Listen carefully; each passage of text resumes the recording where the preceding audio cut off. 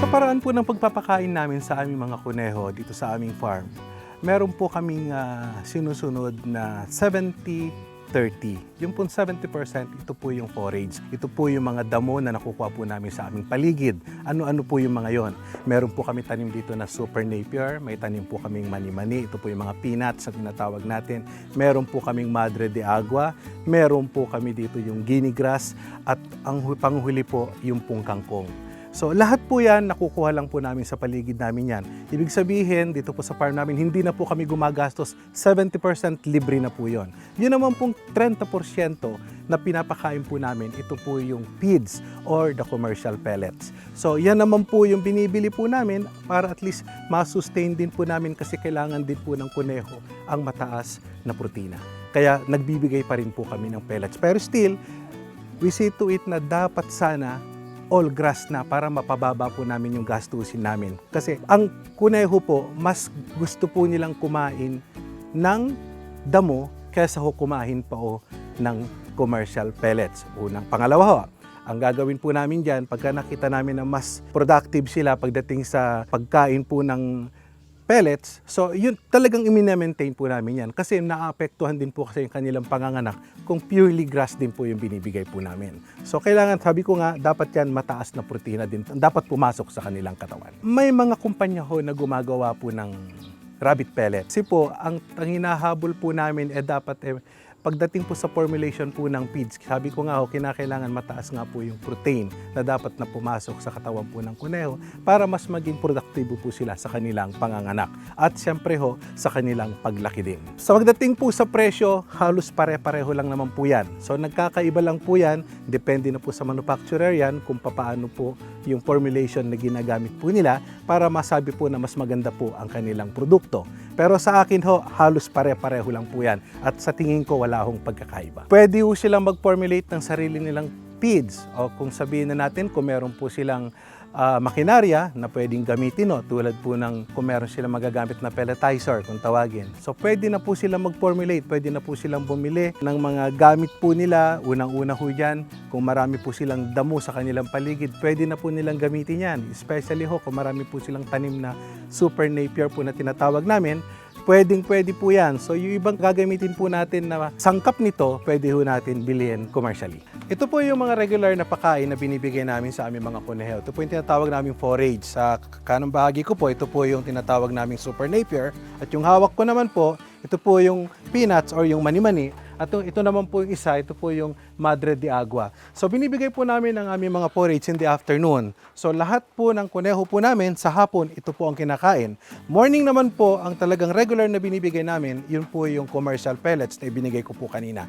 So ito po, lalagay lang namin po dito sa space na to. Ayan, lagay lang po natin dyan. So yan po ang pagkain na po nila. Ano na po ito? Ad libitum po ito. Hanggat maaari, puno ho yan. Kakainin po nila mula to oras na to hanggang hapon po yan o hanggang gabi, pagkain na po nila yan. So ito po yung regular na pakain po namin, pero may cycle po kami dyan. Every week po nagpapalit po kami ng pakain. Halimbawa po, itong week na to, ang pakain po namin, Super Napier.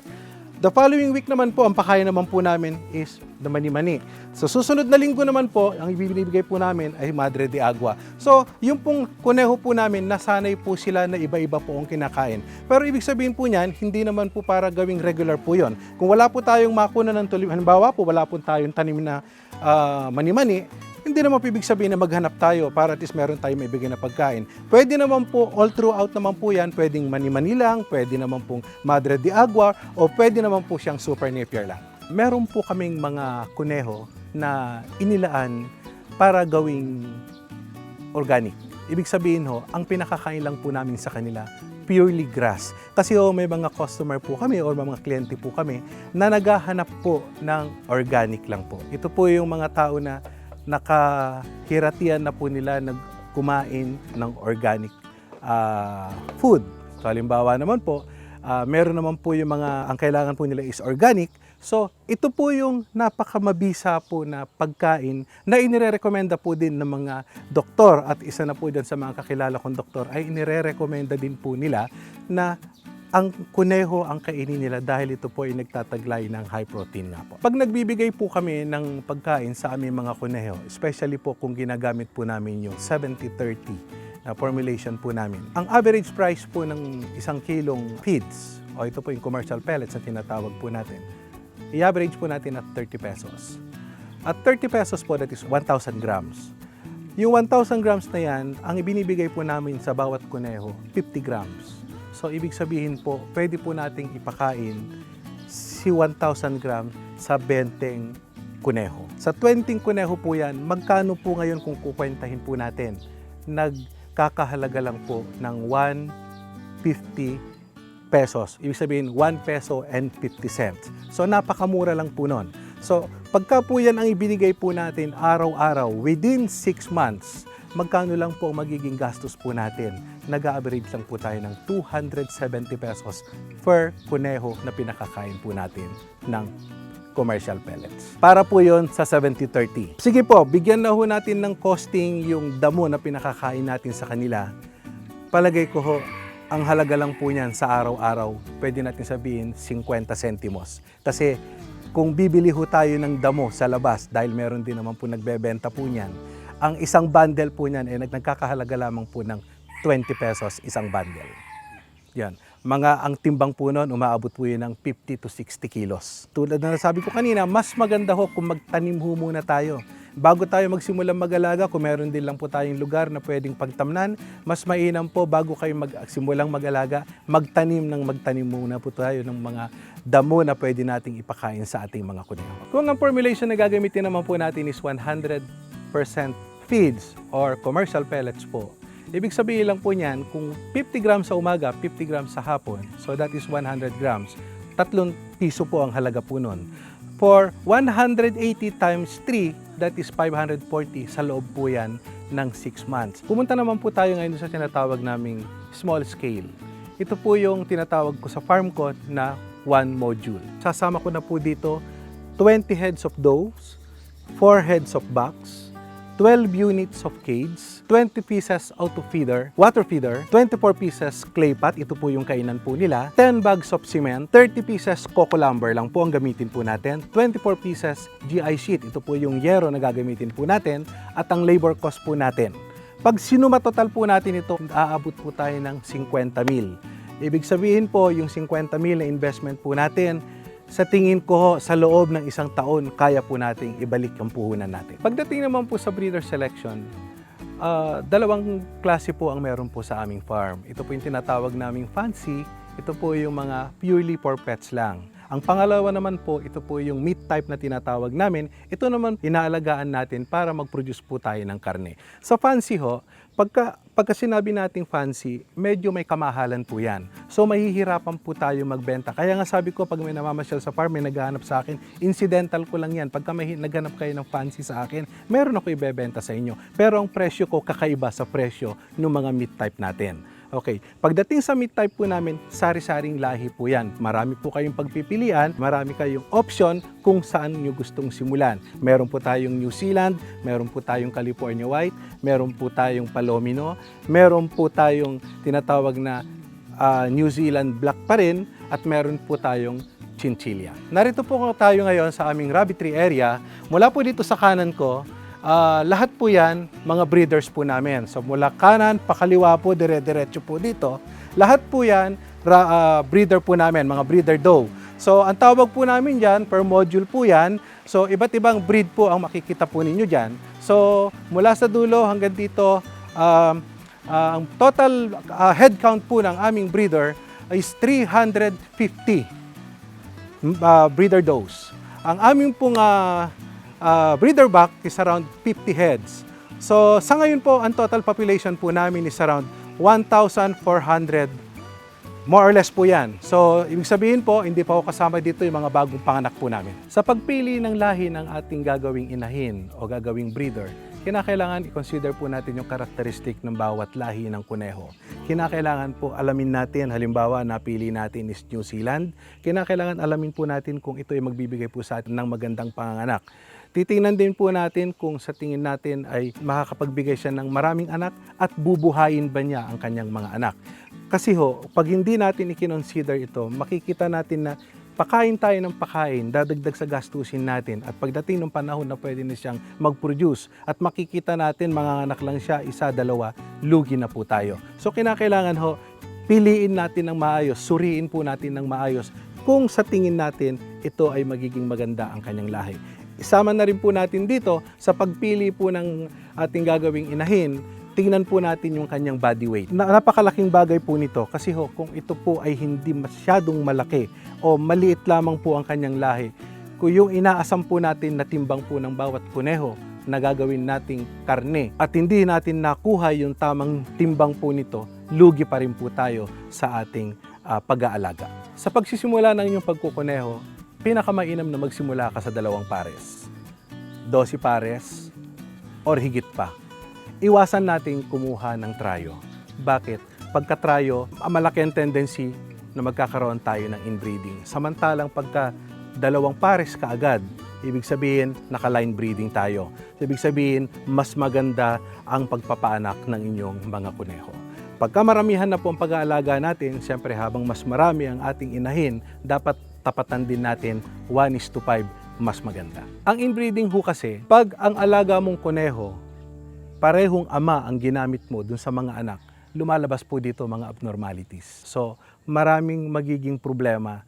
Hindi maganda ang iyong paanak, hindi ka makakapag-produce na magandang lahi. Samantalang kung naka-line breeding ka, siguradong makakapag-produce ka ng magandang mga kits. Unang-una, higit na mas malulusog at ma-attain natin yung inaasam-asam natin na produksyon para lumaki at dumami ang ating alagang kuneho. Paliwanag ko lang po yung pagdating sa line breeding saka sa inbreeding po.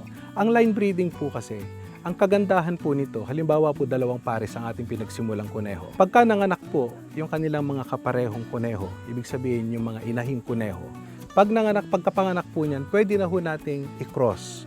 Pagbaliktarin na po natin yung kanilang back na ginamit natin at yung mga magiging anak din po nila, pwede na rin po ninyong i-cross. So tuloy-tuloy po yon. Ibig sabihin po, pababa ng pababayan, kahit up to 4th generation, hindi po sila magkikita. Dahil nga po sa 2 back ang ginamit po natin. Pagdating naman po sa inbreeding, paliwanag ko lang ho sa inyo, may 2 babae, 1 lalaking kuneho. Pagka ginamit po natin sa parehong inahing kuneho, pagka nanganak po ito, kanino na po natin ibibigay? Sino na ngayon ang gagamitin nating back para sa mga anak? Pwede lang po natin gamitin yung barako nating kuneho para dun sa 2.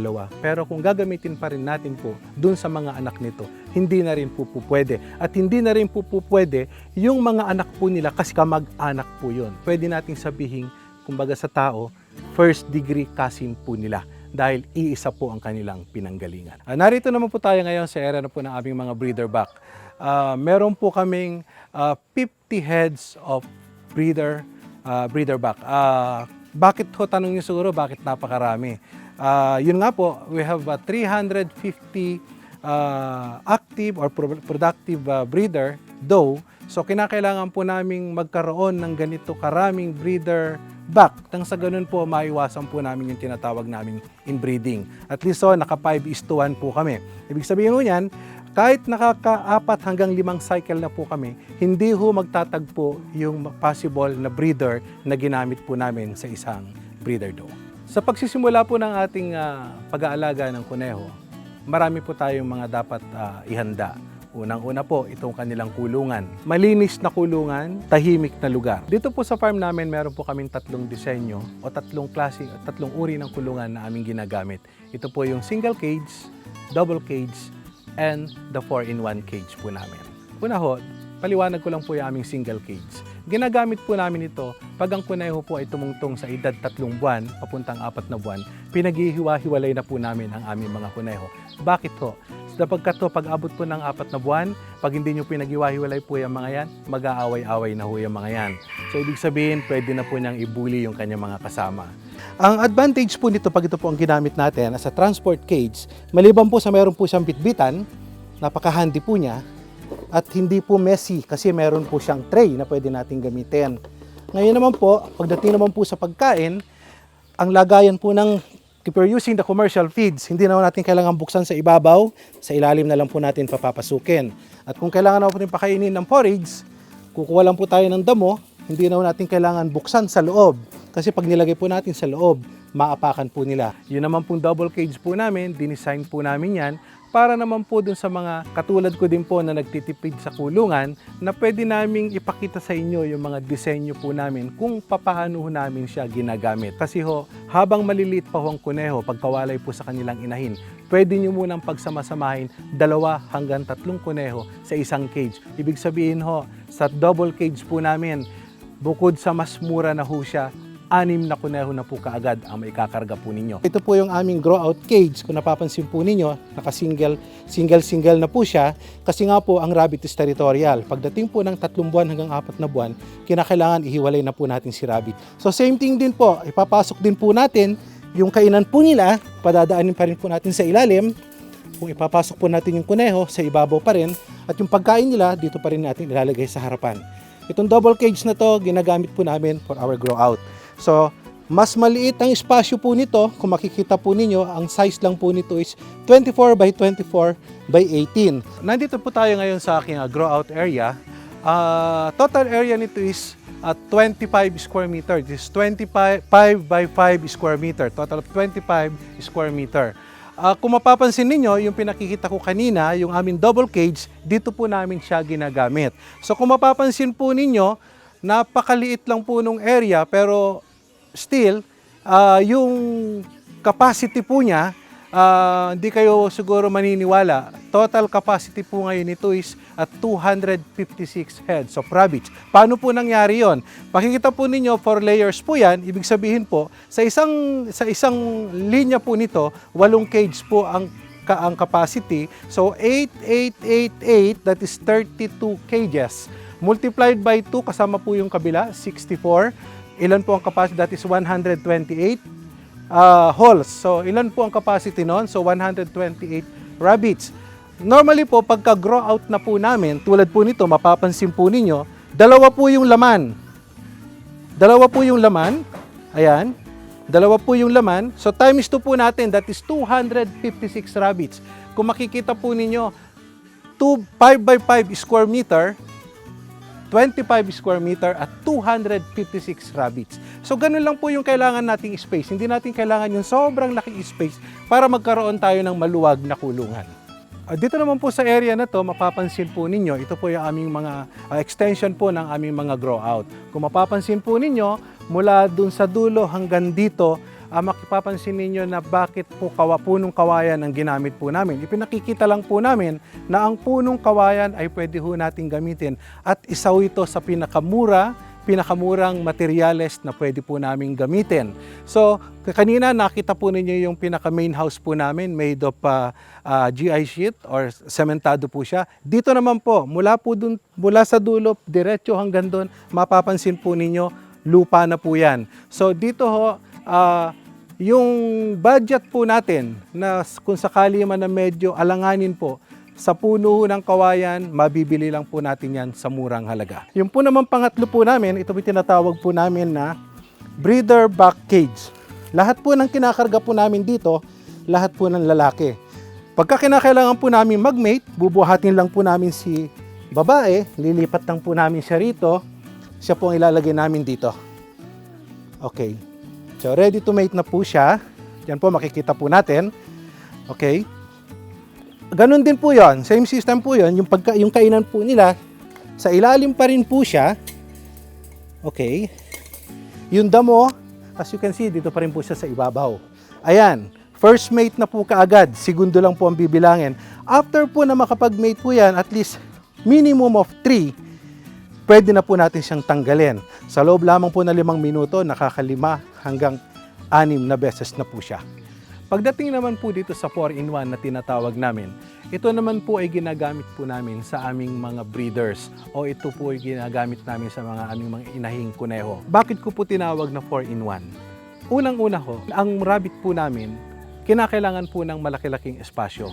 Okay, bago po mga anak yan, kinukondisyon po namin yan. Bago namin ipalahi po yan o ibigay sa aming mga barakong kuneho, tinitingnan namin kung okay na siya dun sa lugar niya. Unang-una po, tandaan po natin, ang kuneho po ay territorial. Gusto po nila wala silang kasama. Ayaw po nila nang sila po ay naiistorbo, lalo na po kung sila po ay buntis na. Pag ang kuneho po sa loob ng 30 dias, bago siya manganak, wala pa hong partition yan. Pagdating po ng kanilang panganganak, naglalagay na po kami ng tinatawag naming nest box. Ito yung tinatawag po namin na 4-in-1 or the breeder cage po namin. After po na ma-mate ito, kukunin po namin ulit si babae. Dito na namin po siya ilalagay for a period of 30 days. Pag nakatatlong 30 araw na po siya, ilalagay na po namin si nest box. Dito pong parting to yung nest box. At hihintayin po natin siyang manganak. Pagdating po ng kanilang panganganak, kinakailangan na pong tanggalin ang nest box. Instead na iwalay po namin ang kanilang mga anak, nilalagyan lang po namin ng partition yung aming cage. Bakit ho? Sa pamamagitan po noon, nakakatipid na po tayo ng isang cage po ulit. Ano ang natitipid po natin dito? Paglagay po ng partition yon, yung nanay nandun sa kabila, yung mga anak nasa kabila, pwede na po nating ipamate yung inahing kuneho. Sa loob ng 30 dias, lumalaki po yung kanyang mga anak. Sa loob ng 30 dias, lumalaki naman po ang tiyan po nung inahing kuneho. After 30 days, ilang buwan na po ang mga kits natin. Tumutungtong na po sila ng 2 buwan. Ilang buwan na pong nagbubuntis po yung ating inahing kuneho? 1 buwan. Pwede na po nating tanggalin ang mga anak niya at pwede na rin po nating tanggalin yung partition. Ibig sabihin, sakop na po niya ulit yung cage na yan. Yung mga anak po niya, hindi na po kinakailangan i-pull out pa ho siya. Na-breed na po siya for another 30 days. Before po siya manganak, on the 30th day, pwede po namin tanggalin yung anak. So nakaka 60 days na po yung anak, pull out na po namin. Then, pwede na po namin i-open po ulit itong cage. Then, ilalagay po namin ulit si nest box para dito naman po siya manganak. Ibig sabihin po, ang pinag-uusapan lang po natin dito, instead na gumamit tayo ng another cage dito para ilipat po yung mga anak, pwede na pong gamitin po ng anak yung kalahati, maiiwan po yung kalahati para sa breeder doe. So tuloy-tuloy na po yan, pagka panganak po niya, tanggalin na naman po ulit natin yung anak niya, ilagay lang po natin sa partition, nakasave na po tayo ng 2 kulungan. So, yung anak nito, anong gagawin natin? Pwede na ho nating ilipat sa single cage, pwede na nating ilipat sa double cage, or pwede na ho natin silang ibenta. Malinis na tubig, napaka-importante po ng tubig. Bakit ho? Huwag na nating mapakain si kuneho sa loob ng 1 araw. Ang tubig po ang napakahalaga. Maghapon lang na mawalan ng tubig po, napakalaking bagay po sa isang kuneho na hindi po siya makainom sapagkat siya po ay manghihina. So kinakailangan po, importante sa lahat, tubig, malinis na tubig. Kung hahanap po tayo ng pagtataniman ng mga forage po natin o sabihin na natin mga pagtatamnan po ng ating mga halaman na pwedeng ipakain po sa ating mga kuneho. Kung meron po tayong at least 200 square meter para po sa mga medyo may malalaking lugar po. Sapat na po yun upang makapag-produce po tayo tulad ng mga nabanggit kong halaman na pwedeng ipakain sa ating mga kuneho. Pero po, lagi po nating isipin, habang dumadami po ang ating kuneho, syempre ho, nagre-require po yan ng mas malawak na taniman upang masustain po natin yung mga halaman na pwede nating ipakain sa ating mga kuneho. Kapag nakapagsimula na po tayo sa ating pagkukuneho, lagi po nating isipin kung gaano po tayo kalinis sa ating sarili, dapat ganun po din po sa pag-aalaga ng ating kuneho. Bakit ko po nasabi yon? Kasi ho, pagka pinabayaan po nating madumi ang ating mga kulungan, ang ating alagaan ng ating mga kuneho, sari-saring sakit o diseases din po ang pwedeng mapunta po sa kanila. Kaya kinakailangan po malinis po palagi. So ano nang dapat nating gawin? Siguro ho, pagka ho tayo ay naglilinis ng ating mga kulungan, gumamit po tayo siguro ng malinis na bagay na pwede nating panlinis tulad po ng tingting walis. O kaya naman po kung gusto nating matanggal po lahat ng mga balahibo, pwede po tayong gumamit ng yung blowtorch na tinatawag po natin para sunugin po natin yung mga balahibo na naiiwan po sa mga cages. Bakit ho? Diyan po kasi nagsisimula yung sakit na mange. Pagka nakikita ho natin na laging madumi po ang ating mga kulungan, diyan po nakukuha ng ating mga kuneho. Kapag nagsimula pong magkaroon ng ating mga kuneho, napakahirap po nating tanggalin yan. So may mga pamamaraan naman po kung paano natin sila may eliminate. Sa farm po namin, meron pa rin kaming isang pamamaraan, especially kung paano natin may eliminate yung amoy o yung naaamoy natin sa ating paligid, yung panghi, yung amoy po ng kanilang mga poops kung tawagin. Gumagamit po kami ng Burmy. Ito po yung African Nightcrawler o yung tinatawag nilang ANC. Ito po ay nilalagay po namin sa kulungan ng aming mga kuneho. So lahat po ng mga poops nila o yung droppings po nila, naiipon po yan sa ilalim. So ang ginagawa po niyan, during nighttime, lumalabas po yung mga ANC na to para kainin yan. So ano po ang kagandahan po nito? Pag po ito ay kinain ng mga vermi, ito po ang tinatawag po nating vermicast. Ano naman po itong vermicast na to? Ito naman po yung mga kinain na ng mga vermi na pwede nating gamitin para ilagay sa ating mga halamanan.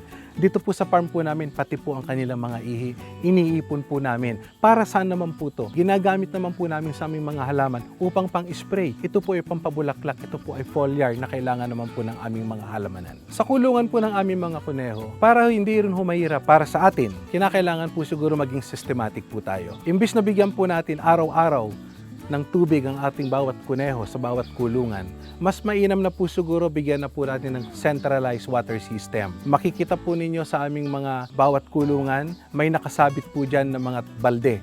Ito po ngayon ang tinatawag namin na centralized water system. Unang-una ho, iwas po sa pagdumi ng tubig at mas mapapadali pa po ang pagpapainom natin. At unang-una ho, mas madali po ang monitoring kasi isa na lang po ang tinitignan natin. Pagka naubos na po ang laman ng container, pwede na po nating kargahan po ulit. Kung mapapansin po ninyo, yung ating water system dito, we're using the auto water feeder. So, yung pong auto water feeder po namin, nakakonekta po sa mga hose na to. Mula po dun sa pinakatangke po namin, babagsak po yung tubig. So, centralized po yan, pababa, pabalik po dun sa dulo. Kung mapapansin po ninyo, out of 128 kgs po na yan, meron po kaming 4 na tangke lang para po mabigyan po sila ng sapat na tubig sa maghapon. Ibig sabihin po, 12 hours po yung tubig na tumatakbo rito. So within the day, nakakadalawang kargahan po kami or nakakadalawang palitan po kami ng tangke para naman po tuloy-tuloy po yung supply ng tubig na kanilang maiinom.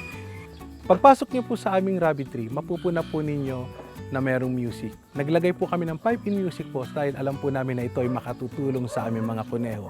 Unang-una ho, pagpasok po natin, pagka sobrang ingay natin, nagugulat po yung mga yan. Ay paano na ho kung sa kasalukuyan po silang nanganganak or ayaw po nilang makarinig ng ingay? Sila po ay nagugulat, nagtatalunan po lahat yung mga yan. Anong tendency po?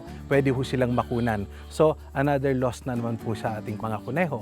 So, kaya po namin nilagay ang pipe-in music na yan para ma-neutralize po yung ingay na dapat na sana ay ma-eliminate po natin. Pagpasok niyo po sa aming rabbitry, anuman ingay ang gawin po ninyo, wala po tayong magiging problema. Sa pagpapakasta naman po, obserbahan po natin ang bawat karakteristik po ng ating kuneho. Sa unang bigayan pa lamang po, malalaman po ninyo kung gusto na po niya o ayaw pa niya magpakasta. Ang rabbit po na tulad na nasabi ko is territorial. Ang dadalhin po natin sa kulungan ay si female doe. Siya po ang ililipat natin sa kulungan ng ating vac. Bakit po? Pagpasok po niyan, ang gagawin po kasi ng ating vac, isasampa ka agad. Samantalang pagka ang vac ang nilagay po natin sa kulungan ng female doe, wala pong gagawin yan kundi mag-marking. Tulad na nasabi ko po, ang kuneho po ay territorial. So kinakailangan po, buhatin natin si female doe, ilipat po natin sa female vac. Kapag si lalaki ang itinawid natin sa kulungan ng babae, walang gagawin po ang ating vac kundi mag-marking. Kasi ang sabi ko nga ho, territorial po ang kuneho. So wala pong gagawin yan, hindi po niya sasampahan yan. Or it's either dalawang bagay po yan. Kung sa tingin natin at nakikita niya na ready na po ang kunehong babae, sasampahan po niya yan. Pero kadalasan po yan, maghahabulan po sila at maghahabulan. So pagdating po sa babae, pag siya ang nilipat natin sa kulungan ng lalaki, uupo lang ho yan kasi hindi niya po teritoryo yun. So anong gagawin ni lalaki? Siya na mismo ang kusang lalapit sa babae kasi alam niyang teritoryo niya yon. Kahit sinong ilagay mo sa loob, sigurado yan sasampahan niya or kakastahan niya. Sa paghahanda naman po ng pagpapaanak natin ng ating mga kuneho, meron din po tayong mga dapat tandaan. Unang-una ho, sa loob ng 30 days po yan, aasahan po natin, manganganak na po yan. So pagdating po ng 25 days, dapat po nakahanda na po ang kanilang nest box. Ilalagay na po natin si nest box sa kanilang kulungan upang makapaghanda din po si inahing kuneho para may handa niya yung kanyang aanakan. Huwag po kayong maglalagay ng kahit ano. Kinakailangan po siya mismo ang mag-aayos ng kanyang paanakan. Huwag po kayong maglalagay ng kahit anumang uri ng dahon o anumang klase mang pwede natin sabihin na pag nilagay natin sa loob yan, hindi po dyan siya manganganak. Manganganak po yan sa labas.